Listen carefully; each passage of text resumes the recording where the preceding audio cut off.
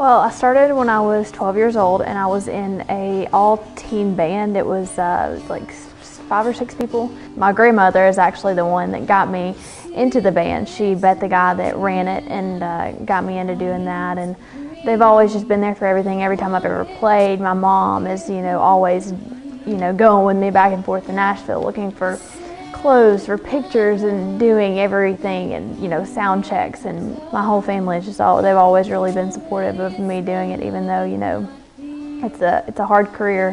My mom texted me the other day and she said, "You have over 10,000 fans on Facebook," and I'm just like, what? What is that? And teachers that walk by and they're like, "I bought your songs on iTunes." And my friends are really supportive. They always like to hear me play. They're usually the ones that I play all my new songs for, the ones that I first write. And you feel honored to have people that like your music.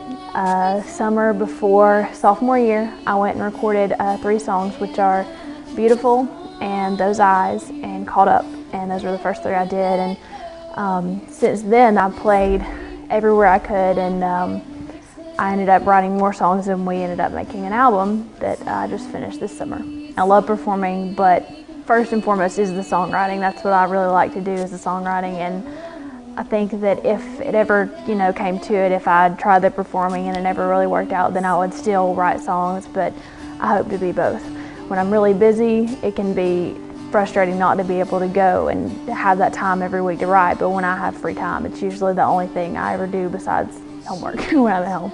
Every year I've always ended up taking the hardest classes, and that puts me at, 3 or 4 hours of homework a night, and then I try to put in the time with the music, and I have a social life. I try to keep a social life because I want to be involved with the school and involved with other people. If I went to a public school, a lot of people don't really know each other, but then you don't even really realize that you have people that look to you as a role model, especially at Fall for the Arts. I noticed, there are younger kids that know who I am, and that's because of the fact that Darlington is such a small community, and everybody's really close, and a lot of people, and it makes me proud to be a part of a community that's so close. Hi, my name is Tanna Key, and I'm a singer, songwriter, musician. This is Darlington Story number 55.